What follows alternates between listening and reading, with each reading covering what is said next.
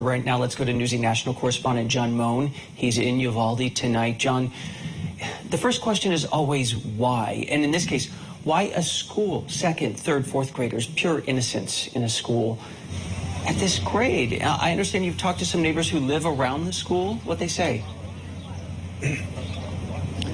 Okay, so about 10 minutes ago, I spoke with a man across the way here.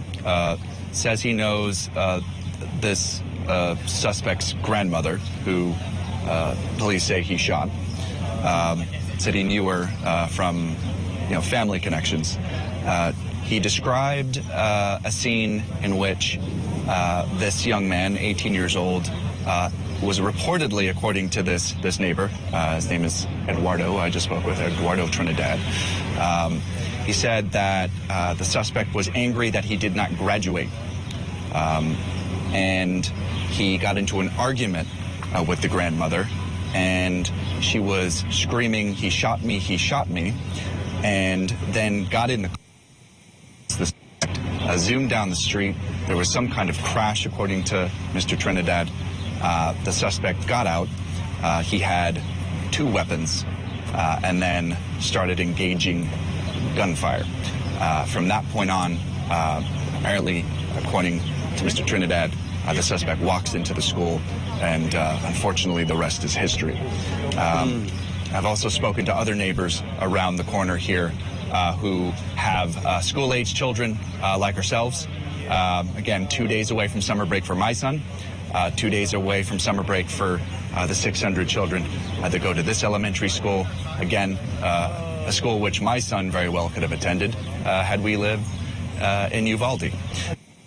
But, the man down the road here, who I spoke with as well, he had told me that he was on the other side of Uvalde when this all occurred. He rushed over here and was beside himself. His son has a friend who is in the school at the time, apologies, let me get my facts right here. His nephew was in the school at the time, and he tells me his nephew had witnessed the shooting and obviously is trying to process this. He said his nephew was uninjured, but he saw his friends being shot. What we do know is that there was a news conference at about 6:50 local time. Police say there are no other suspects. School official here at Uvalde saying grief counselors are available to students starting tomorrow, and school is done. No more school for the year. So that's what we've learned in the last 15-20 minutes. I see, John, and I do want to confirm for viewers at home that we are learning and confirming with local authorities that 18 children are dead. Officials say that 3 adults are dead. Right now, we believe that is one teacher. We don't know if the shooter and his grandmother or any of the other adults are being included in that. So at this moment, we now know 18 students from the school and 1 teacher have passed away. John, can I confirm with you that what someone told you who was nearby said that the shooter essentially shot his way into this school, that it started outside and then went inside? Yeah, so he had spoken to some of the law enforcement officials that were on the scene. They thought this guy got into an accident. He got out of the car and then started, he drew his weapons and started firing. And then from that point on, approached the school. So, again, it's a breaking news situation. We're obviously not going to learn all of the details there. Everything is fluid, but this is what I've learned from an eyewitness. I have recorded that interview, and I'm going to do our very level best in the circumstances to send that in so you can hear his words. He describes the situation probably better than I can, and because he was there. And secondly, he took a picture of what he believed to be the suspect's vehicle and some weapons outside of it. He described he saw those on the street. John, on the screen we're showing video from outside the school. It says, "Welcome, bienvenidos, Robb Elementary," and then it says, "We're glad you're here," which is just heartbreaking, because I think we're all just dreading the composite picture of these victims, just these precious lives stolen. This elementary school, They did post a message asking parents not to come to the school, which goes against every instinct of a parent who will run through a brick wall to find their child in this moment. And police are still notifying families, we believe? Yeah, there's a reunification center on the other side of the town here. It's a place we obviously have to visit at some point.